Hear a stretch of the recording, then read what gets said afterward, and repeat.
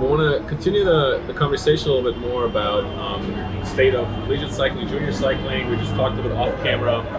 Outside of Columbia and NYU, there aren't really any consistent presences in terms of university teams. Is that just New York City? I think it's hard. yeah. Right? Well, and that's the thing. I get when we're recruiting riders at NYU and Columbia is does the school where do you keep your bike? Yeah, where do you keep your bike? I have a bike back home, but I didn't want to bring it to the city because my dorm room is not big enough. That's an issue. That's a common rule. I don't know. Even in Arizona State, that was technically the rule in the dorms was often you can't keep a bike in the dorm room, right? Because often it's considered a fire hazard, exiting and like moving around. Anyway, they don't want to deal with it. It's really what it is.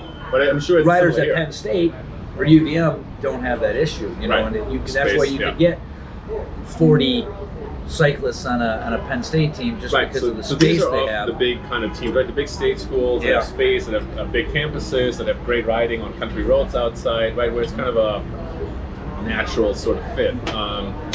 So New York City, it's the space, both in terms of where do you keep your bike, but maybe also where do you ride. Especially if you don't know where to go, okay, the park, and that's kind of it. And I get that too with a lot of the, Columbia does a good job where, Central Park isn't really,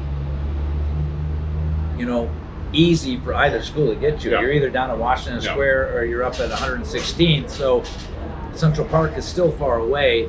The Columbia team does a good job where, they have a group meet early in the morning when they come down, and so they kind of come down in mass, and we're going to try to do the same thing with NYU, but if you're not familiar with the roads, how do you get from Washington Square safely to Central Park is a tall order. Yeah, absolutely. Yeah, it's safely, and it's how do you get up to the bridge? How do you get to the bridge? That's another tall order that we've, in years past had local riders meet at Washington Square and take everyone up the West Side Path or something, and then we have a second meeting point up at the bridge. Yeah. But that's, and a lot of new riders, that's a long day, even if you're going from Washington Square to Piermont and back. Sure. And that's something where, in the past, we kind of just have, hey, we're all going to Piermont this weekend, but when you've got a lot of new riders, in the last couple of years, we've had to kind of make some constraints. Listen, I need to clear you to go to Piermont because that's a 3-hour plus day. If you're not comfortable riding that, then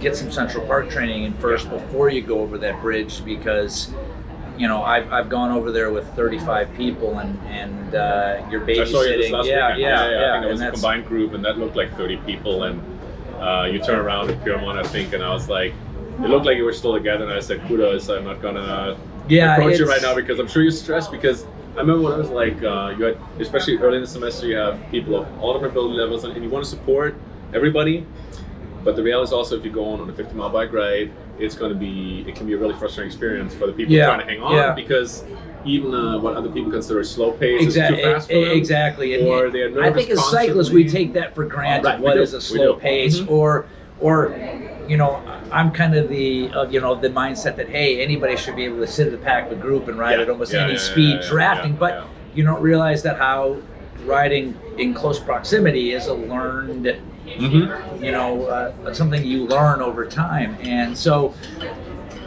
when I first started coaching at NYU, the first weekend ride we did, we went over the bridge, and it was like a gun went off. The fast kids take off, the slow kids hang back, and by the time we got to CNBC, there were riders spread over like a 3-mile section of road. And then you were the only chaperone. So I'm like, is this how you guys handle all of your weekend rides? And so it took us, a few seasons to kind of say, hey, listen, the racing season's over for most of you, those who raced all summer. So, the fall has got to be about building, we'll take the check. Thank you. Building team continuity, hopefully recruiting new riders. You can't recruit new riders if you dropped them at CNBC. That's the thing, right? Because you're going to turn these people off. And so and you can turn both off, right? Because you can sort of turn the fast kids off because, this group's going to slow for me. Right. And you need to have a conversation with them. Look, here's, like you just said, here's the deal. We got to recruit some, and there's time to go fast later. Right. Just show up your... And that's the hard thing you have is, you got to, be inclusive enough to include the newer riders, and you have to try to sell that to the fast riders as saying, listen, I know you can go faster and longer, but I need you on 1 or 2 rides a week to be able to shut it down and do a social ride so you can recruit the next president or the next racer, because that's the only way these teams are going to continue. And so over the last few years, in the fall, our Sunday rides have become sort of no drop rides on Saturday. A lot of the team members will meet separately on Saturday and do a longer, faster ride, but we keep everyone together as much as we can on Sunday. And then a couple years ago, we started kind of a thing on the way back where we would regroup somewhere around state line, and then we would put together small team time trial squads. And have them go off in reverse order and basically play this game where can the slower group with a 2-minute advantage over that, can they stay ahead of everyone to CNBC? And it's actually become kind of now, right? Where they have that team time trial and idea. It's become an interesting little game everyone gets into, who they get paired up with, and and I think that's great because you have to create these different ways of dealing with that. And often you have a little bit of attrition, right, toward the semester, and that's normal, I think, with any club, and especially when you're trying to really, like you said, you have a big influx of riders now, and some come from much less of an endurance sport background or sports background even, and then you have that real big difference in ability, and you want to at least make it a possibility for everybody to stay and enjoy it, right? Even though, as a coach, ultimately going to try to lead them into racing probably. Like you said, there might be really valuable members that might need 2 years to build up shape to be a competitive racer, right? And then because they're coming from, they don't have maybe the genes, and they need to work hard for it, That's the nice thing about it. I mean, I've had riders at NYU start as a D rider, intro rider, and by the time of their 3rd or 4th year of school, are attending national championships, which to me is the most rewarding kind of transition for a rider, is to remember when they were a beginner. Thank you so much. And then watch them advance all the way up the ranks and then get to attend the national championships. Yeah, because I think you have even E category sometimes now, D category. So that's kind of the collegiate cycling categories are a little bit different, but it's effectively equivalent to 4 for one. It's just A, B, C, D, or A is the highest, and then like you said, you can go to collegiate national championship, and that's pretty cool. I think that's a really cool goal, and you're going to compete against some potential future pros there. Even though the collegiate cycling scene is, USA Cycling supports it, it doesn't support it. It's a little bit neglected sometimes. I don't know how you feel as the coach. I think they do encourage it, but I think they still underestimate how many people get into the sports through the collegiate cycling, and then don't always they see. I think sometimes they see the performance side of it a little bit, and then they underestimate how many people get into it that way, that stay in the sport in some way or form after collegiate cycling. Yeah, I mean, I think it's a fantastic grassroots thing. I think there's that kind of gap though from collegiate to that next level, and that it's not a natural transition. I mean. Robin Carpenter, who recently won a stage at Tour Britain, and he was a collegiate rider. He was a Swarthmore rider when I started, or right about when I started. And there's some other elite riders at some schools that have gone on, but I think that kind of next level, is kind of a difficult step for a lot of riders to take if they're going to continue with it. I think a lot of riders too, once they get kind of done through college, it is time to make that natural transition. I've had riders who have been very talented who told me right after graduation that was my last bike race. And they I might get be it. like you. They might come back to it later, right? I want to focus on job and life for a while, and that's understandable, right? I think there's lots of different ways to be successful. I want to be a little bit mindful of time, but I also want to talk, because we could have a whole 2-hour session on collegiate cycling, just that. I think there's a lot going on. Do you get the feeling, and that's can somewhat mirror the road scene a little bit too, that, well, teaching or coaching NYU in Columbia, is that unfair to say these are not typically the most competitive teams, partially because of size and partially because other kids don't come for sports or don't come with a sport background? Or do you think that's not fair? Because, for example, I'm going to make a comparison maybe at the University of Arizona, back in Arizona, where I was always very competitive, because when you lived in Tucson, there was a lot kind of that outdoor sports scene. Oftentimes people ended up there. So there was almost a natural I say, yeah, I say it's we've had some extremely competitive teams. And I think, cycling, even though it's a team sport, it's still individual. There's strong individuals, and it always amazes me any given year.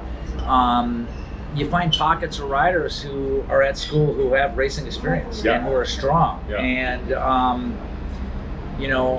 collegiate cycling, I think, is one sport where you can really develop a rider who is maybe doesn't have any cycling experience into a quality rider. And what I think is kind of unique, what I've seen at NYU is we've had riders with no experience, riders with a modest amount of experience, but after my first couple of years, we started seeing this natural transition with all the riders gradually moving up to ranks. And I think prior to my being at NYU, they had only sent one rider to nationals, and then from 2015 and on, we were sending 2 or 3 riders a year. And that's competitive too, because you can't just send a rider if you want to. You have to qualify. You have to qualify, and especially in the ECCC, it's actually quite competitive. When I was in Arizona, to be honest, if you want a rider, you could go if you wanted to. Exactly. And other conferences are very competitive. But I think like Columbia's had pockets of very outstanding women who have gone there.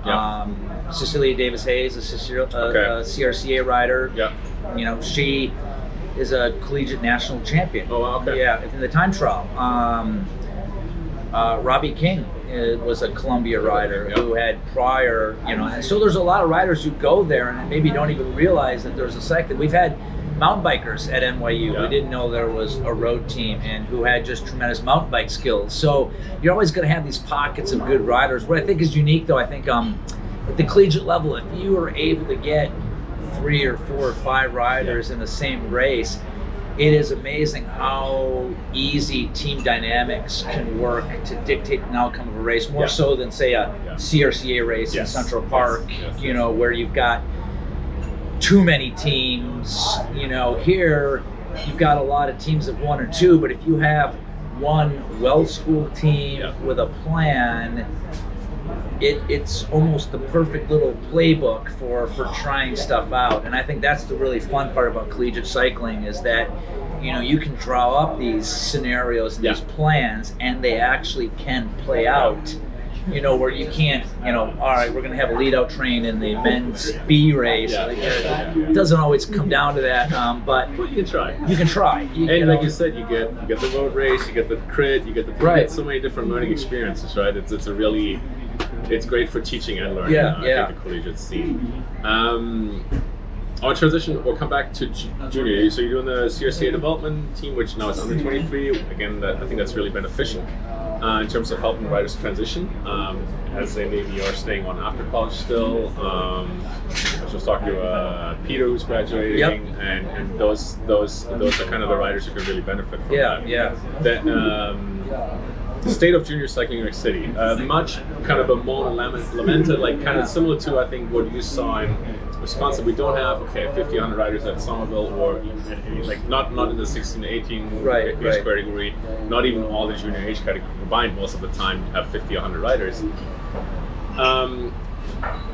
And there's really only for a large area of like New York City, there's kind of the Brands Cuevas team out there in New Jersey a little bit. There's, I'm just going to say, the CRCA Development Foundation team, which your coach is sort of in Manhattan. And then you go out into Queens and you have Star Trek, which is very much track-based and focused. And you have like 3 different approaches, which is great. I think they all have the benefits. How do you fit in there, and how do you see the state of, how do you fit in with the team, and how do you see the state of junior cycling? Is there enough teams? Is there not enough? Because I hear a lot of people, and some guys too on the show have said, I don't want to say, I think it's unfair to say it was better earlier, but in some ways it was, right? At least just by the number of riders and more to see. And maybe also, think about it maybe there should be more teams, maybe not. What do you think? What's your take?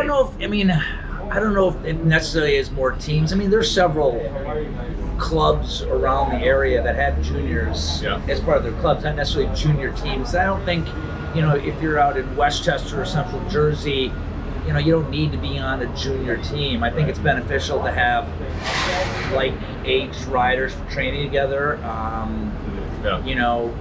Being able to work on a development team. I think there are enough teams in New York City. There just aren't enough races. And I get it from a promoter standpoint. It's tough to, if you've only got a 2-hour window to have access to Prospect Park or Central Park, you can't give up part of that window to a race that might only have 9 or 10 kids in it. As in, like, you can't run a separate field, right? You can tell the juniors, well, you can race with your category. Exactly. And that can be tricky, right? And that can be tricky. So that's exactly right? it, because you got juniors who have gear restrictions, and they're racing in a Cat 4-5 field and trying to negotiate that fast downhill in Prospect Park with a 52-15. Oh, even at Branchbrook, there's 80 guys who are going 30 plus on like one of the flat stretches, and there's a little kid, and I'm giving him a little push because he's on the junior gear. What's he going to do when we're going? At some point. And I don't know what the answer to that is. Maybe it will take all 30 of the New York Metro junior teams to come together and say, okay, if we could have one weekend a month, one of the Prospect Park races, and let's have a junior team, and let's try to get all of our riders. Right. What they did with Charlie did with the LNC Cup and the Castelli Cup, adding the women's race, and a separate Masters race. Being a Masters rider, I love having. I think 2 different race series in the same place with a slightly different field focus. I think something like that, and getting everybody on board, saying, okay, the first June race is we're going to have a junior field, but I need Star Trek, Brandis, and Sheer Development. I need you guys all to sell this and guarantee me some riders. It has to be more than 10 riders. Exactly, because you can't, you can't pull away racing from everyone else, and if you're only going to have 10 riders on it. And I think the numbers are coming back. I think, good. Okay. We had a big influx of development team riders, both juniors and under 23, due to COVID. A lot of people started riding last year. A lot of kids you mentioned the got same bikes. Kind of collegiate team. Yeah, and the same thing with the collegiate thing. I mean, I was shocked, pleasantly surprised, when we did our first Columbia ride in September, and we had 30 some riders show up. And then my idea of combining Columbia and NYU's rides went out the window because I looked at the NYU roster, who had to start a couple weeks later, and we have 65 people on the roster. Now I don't know if I'll ever see those 65. We're fortunate that we have, NYU's, one of their officers lives in Brooklyn, and he's going to be running kind of mirrored workouts in Brooklyn. And there's enough riders in Brooklyn from NYU and Columbia to kind of create a separate group there. But these are huge numbers, and I don't know how many of these people are going to make it to spring and racing. But if all the schools in the ECCC are seeing these kind of influx of people who started riding, and the majority of people I talked to, I started riding last year, when I was doing virtual learning, and that's what we have many more juniors on the team. We just rode with a Prospect last week on our ride. I think that day you saw me, he was a junior rider who started riding last year because of COVID on a hybrid bike and only got a road bike 2 or 3 months ago.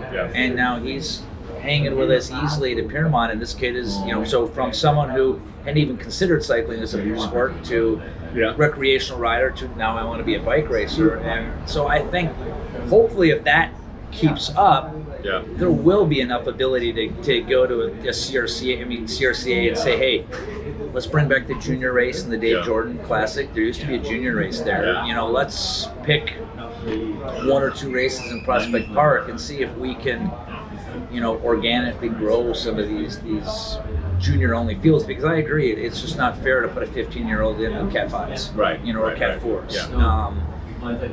For many reasons. I mean, I don't think it's fair for the Cat 5 men to have someone in there. It's good for the opportunity, but maybe it shouldn't be the default. Exactly. Right?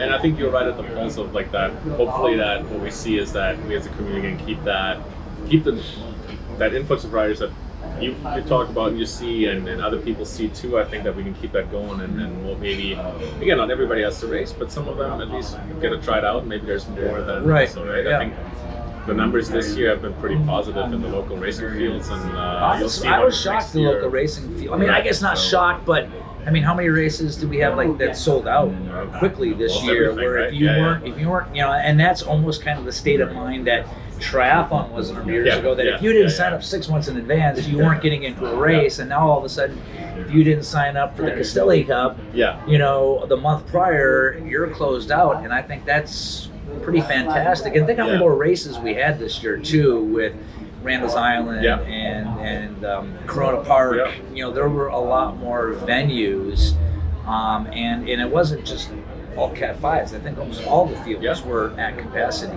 And hopefully you see that in the collegiate scene. It'll be interesting. You know, the ECCC decided, you know, in years past they've kind of condensed the season, one for weather concerns. Because you remember, Grant's Tomb used to be a collegiate race. It was a collegiate and USAC race until one too many snowstorms made that difficult. And so they started shortening the season to have weather on their side more, and you know, that made it a little bit easier to kind of pick and choose what races you wanted to go to for this upcoming season, because they weren't unsure who was going to have students around, and that was the big thing. So they just locked in right now. They're pretty confident they're going to have a regular. It's going to be a smaller season. They announced that they're going to basically do a 5-week season starting the first week of April, and I think it's going to be the standby racing venues that they can snap their fingers and say, okay, we're doing Philly Flyer, we're going to do Rutgers, we're going to do Army, and the races that have pretty much playbooks in mind, and let's get it going, because you know, I haven't seen a lot of these NYU riders since 2019, and you know, come in, there's only 3 familiar faces who are freshmen in 2019, and in Columbia I think it's even fewer. So it's a whole new crop of riders that have come and gone, didn't get a chance to race, and now we're starting over again. So everything had to be almost a reset button in terms of officers, where do we start from here, and that's a difficult to rebuild, and I think the conference is going to go through the same thing. We need to, you know, we haven't done this in several years, we need to hit the reset, and I think they're going to be surprised at the number of riders that show up that first weekend of April. I mean, you know, hopefully that momentum is going to keep going then. I want to start wrapping up here, not because, like I said, I think I could talk collegiate cycling for hours, but I think that there's a couple other people I want to invite for that too. But where do you see, do you still have personal ambitions riding, and where do you see your personal coaching? Where do you see the coaching going, and whether it's with the collegiate and the CA team or your private coaching? What are your next steps for next year and beyond? Because next year again may still be a little different, but have you mostly retired from your own kind of goals? I was very into racing in my 30s and 40s, and you know, that became a part that I wanted to maintain, and almost took the lead. Okay, I can't do any coaching this weekend, I'm racing.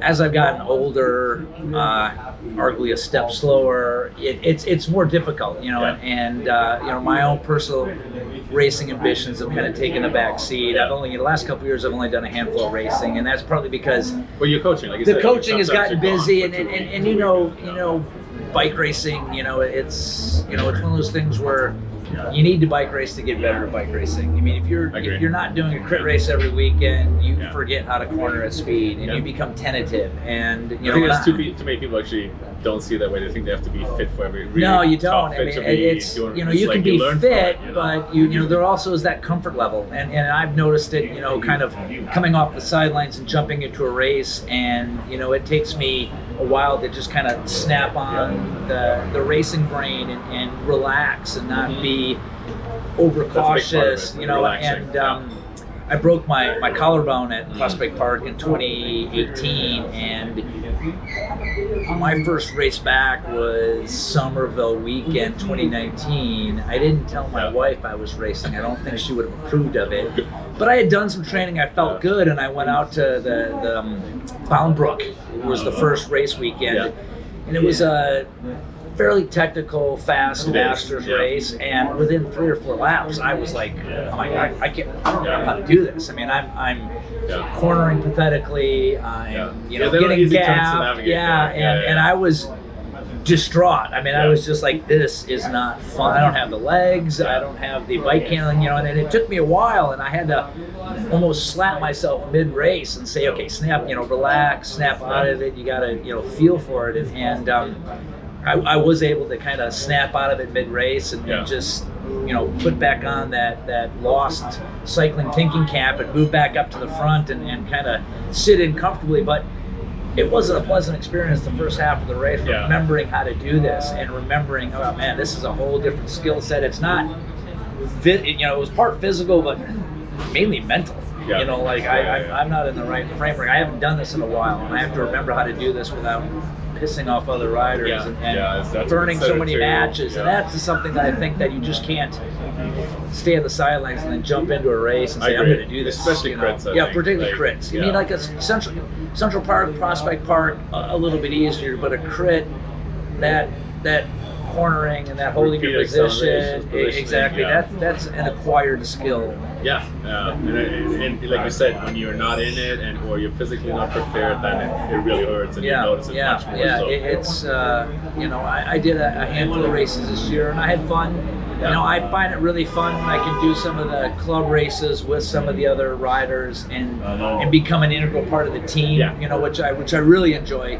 And I really enjoy watching kind of the success of the other riders, you know, which I think is my coaching goal is to see a rider progress and achieve, you know, their goals and get that first victory and get that confidence. And I think that's kind of what the one thing I kind of see in riders, that you see so many talented riders, but until they kind of break through on that podium and have that confidence that they belong. And that's something I've noticed. You know, I've had so many riders who are talented, but they've lacked that confidence that they belong there, they believe there. And once they make that breakthrough win, whether it be a club race or a collegiate race, all of a sudden, you know, they just skyrocket to that next level. And confidence is a big thing. Absolutely. You know, knowing that you belong there, that you have the strength there, that everyone is suffering equally, you know, and that's, you know, to me, that's always fun to watch. You get a couple good results and you remember, okay, everybody else is suffering too, and I can do this. And you can relax more once you've had a good result, maybe. What about the coaching? Like that's, like you said, I think you can, obviously you're staying fit, you're looking fit, like you can combine the two a little bit, but putting more emphasis on the coaching, going consecutive weekends, going traveling with the collegiate team, that keeps you young, I think, too. It does keep you young, right? But what's the future with that? Do you have any particular goals for that? Is it just keep it going, maybe see the numbers of races going up, or send a few more kids to national championships, or any particular milestones, or is it like, okay, I think I'm starting to figure this out, and I think I have a good thing that I'm going to keep going here. Is it more like? I think I've kind of figured. I mean, I kind of like the fact that I can kind of help out so many different groups of riders. Right. You know, like with the marathon teams, it's a lot of first-time marathoners. Even with the collegiate teams, first-time cyclists. I also love to be able to kind of carry that one rider from. You know, and I've had riders. You know, I've had triathletes who have been amateur triathletes, and I've carried them all the way to the pro ranks, and then handed them off to an elite team. And to me, that's always kind of the cherry on the top of the cake, is to be able to, okay, here's your rider, and you're gonna hand him over to an elite squad, and you know, to me, I like that. So I kind of see this kind of going as is for a while, because I'm still enjoying it, and like you said, it's definitely keeping me young, although I do admit, you know, when I started this, you know, I didn't have to use the age card as much when I trained. You know, we're back with the groups climbing Bradley Tweed, and I'm like, I'll see you guys at the top. Explosive climb, I'm going to hang with the slower riders, make sure they get to the top, and I'll see you guys at the top. So I'm having to eat a little bit more humble pie than I'm used to, but you know, I still enjoy it. I mean, I still enjoy riding my bike, and I still enjoy. You know, I got out Saturday on my own and ran into another Masters rider, and he was like, "No kids today," and I'm like, "You know what? Every now and then I do have to get out and ride my bike without the kids." And remember what that's like. But you have other clients too. You mentioned that you're still doing running and triathlon training too. So you work with adults, people who are a little more advanced in age and have different goals maybe too, or different places, and I think the variety is probably the spice of life there too, right? No, it definitely is. There's you know, I mean, never one similar question, and it's amazing that you've got people who want to win a race all the way down to finish a marathon, at any time. And to me, that is kind of the neat thing about it, is being able to help that full spectrum of athletes. Yeah. I think that's a great ending point, but let me ask one more question. In New York City, cycling in New York City, the community, the infrastructure, is there one thing you can point to, a couple of things you can point to that you want to see still get better? Or is there one thing that you're like, this is what really annoys me about bike riding in New York City, or the community, or what could be improved? I know there's probably lots of little things to point at. There's a lot of things. I think we're fortunate that we have a Central Park. We have bike lanes, although I'm not a big fan of the bike lanes and the way they're set up. Everyone can complain about the potholes, the conditions of the roads, but the fact that we have a park now that is largely closed off to auto traffic. Do you remember riding in there when there was? I vaguely remember riding it, but I remember having to compete. I think when I first got here, there was certain times when Prospect Park you could still go into part of the park with the car, but I think that's even that wasn't around. I remember taxis and cars in Central Park, and I can't even fathom that now with the number of people riding in the park. So, New York City is a tough place to ride a bike, and I think so long as we have Central Park and its format, and we continue to, play nice in there. And that's the thing that I think the city struggles with, the cyclist struggles with, is just the sheer number of users of the park, and how that you always have to be on your toes, your head on a swivel.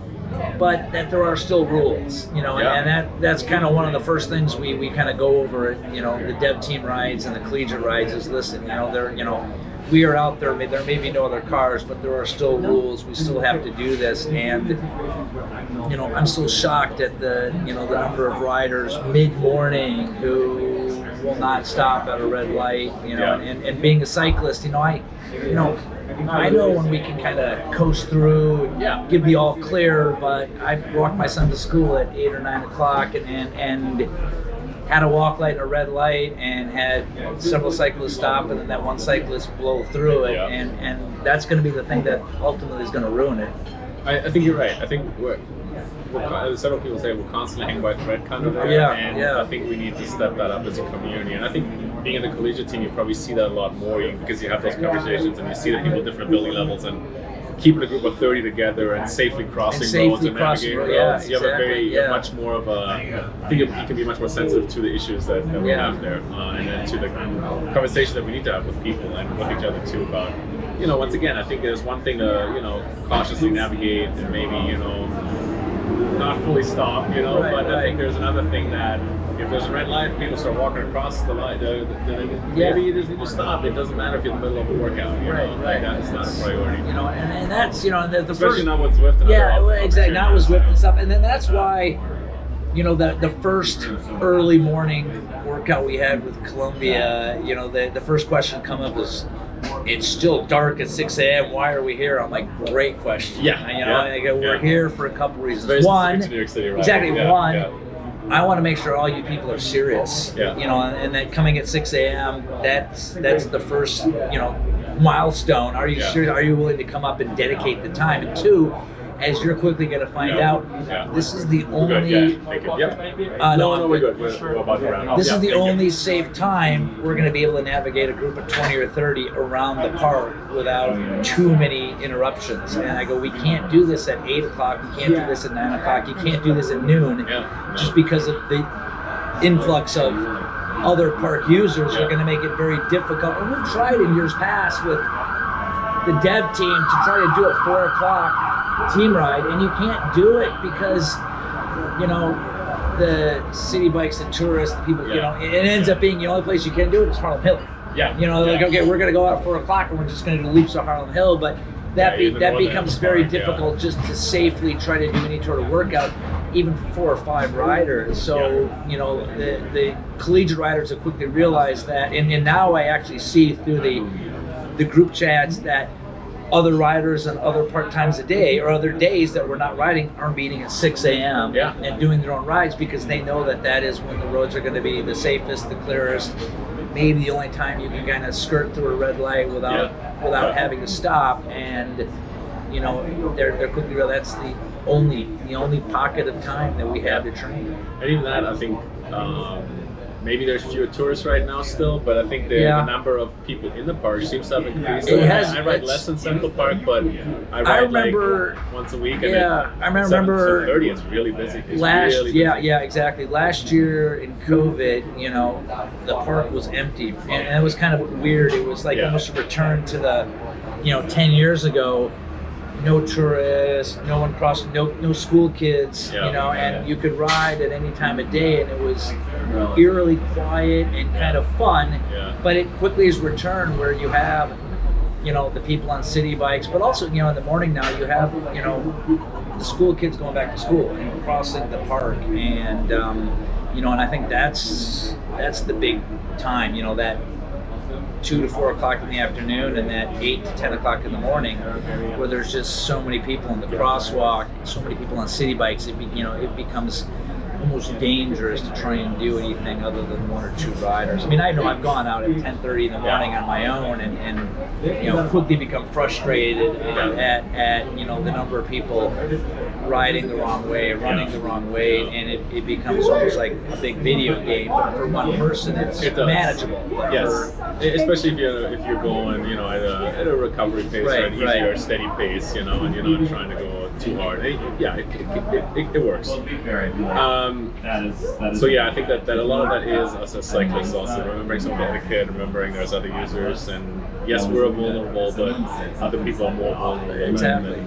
You know, and somebody hitting some pedestrian with a bicycle at going 30 miles an hour, even 20, can lead to pretty bad things. And I've heard a couple of crashes this year in the park that were on training rides, and it doesn't matter whose fault it is. I think if we're careful, then we can always do one more thing to help avoid another situation. You know?